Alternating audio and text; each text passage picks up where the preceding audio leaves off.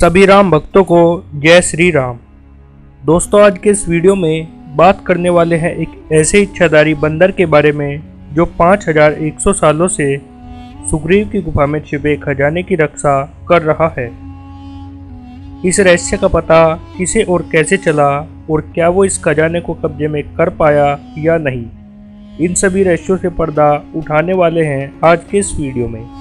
तो कृपया वीडियो को पूरा और लास्ट तक जरूर देखिएगा। और यदि आपने अभी तक हमारा चैनल सब्सक्राइब नहीं किया है तो प्लीज़ सब्सक्राइब करके बेल बटन को ज़रूर दबा देना। तो चलिए वीडियो को शुरू करते हैं। हनुमान जी का मित्र और वानर राज सुग्रीव का भाई जिस गुफा में रहता था उसे सुग्रीव की गुफा के नाम से जाना जाता है। हनुमान जी ने श्री राम और लक्ष्मण जी की मुलाकात सुग्रीव से इसी गुफा में करवाई थी और ये गुफा ऋषिमुख पर्वत पर स्थित है। पिछले 5100 सालों से एक इच्छाधारी बंदर गुप्त तरीके से इस गुफा में छिपे खजाने की रक्षा कर रहा है। सुग्रीव की गुफा को देखने के लिए लोग दूर दूर से आते हैं। ये बहुत ही पवित्र जगह है, जिसका कारण है कि इस गुफा में भगवान श्री राम और हनुमान जी के चरण पड़े थे। इस गुफा में आकर दोनों का आशीर्वाद लिया जा सकता है। आज से करीब 20 साल पहले की बात है। एक पति पत्नी इस गुफा में आए जिनका नाम राकेश व रोशनी था। उनकी शादी को 10 साल हो चुके थे, लेकिन उनको अभी तक संतान प्राप्ति नहीं हुई थी, जिस कारण संतान प्राप्ति के आशीर्वाद के लिए वे इस गुफा में आए थे। उन दोनों ने सुग्रीव की गुफा की परिक्रमा 101 बार करने का प्रण लिया और परिक्रमा शुरू की। परिक्रमा आदि हो जाने के बाद अचानक पत्नी का पैर एक गड्ढे में गिर गया। तभी उसके पति ने उसका पैर गड्ढे से निकाला। उसके बाद उसकी पत्नी ने बताया कि जैसे ही मेरा पैर गड्ढे में गया तो ऐसा लगा जैसे किसी जानवर ने मुझे काटा हो। जिसके बाद दोनों ने पैरों को देखा तो वहाँ दांत के निशान थे जैसे किसी इंसान के हो। जिसके बाद राकेश ने गड्ढे के रहस्य को जानने का निश्चय किया, लेकिन उससे पहले उसने पूरी परिक्रमा करने का फैसला किया। परिक्रमा करने के बाद राकेश ने उस गड्ढे को थोड़ा चौड़ा किया और उसके अंदर गया, लेकिन अंदर का नज़ारा देखकर वह हैरान रह गया।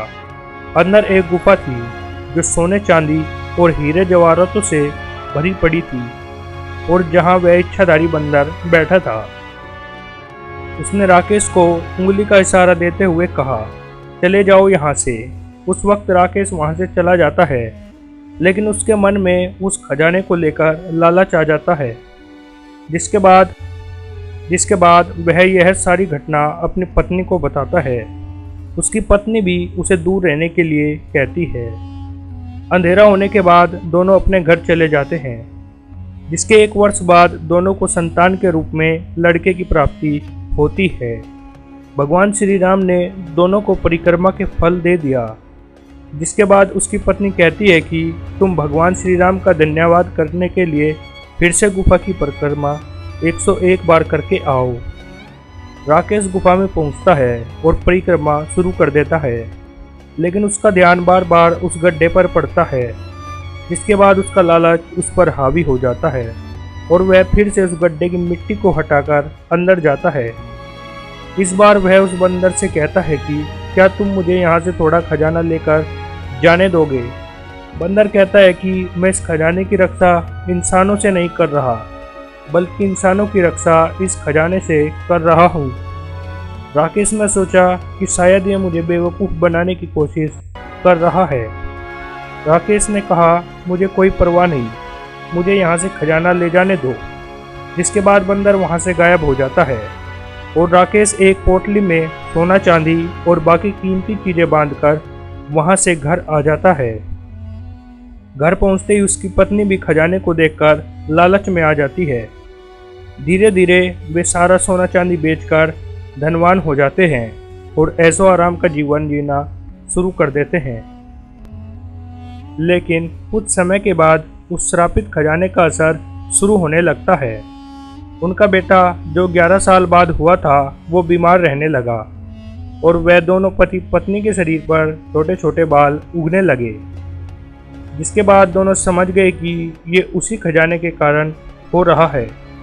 राकेश उसके बाद एक प्रसिद्ध हनुमान मंदिर पहुंचता है और वहां के सिद्ध महात्मा को सारी बात बताता है। राकेश की बात सुनते ही महात्मा जी समझ जाते हैं कि ये उसी खजाने की वजह से हो रहा है।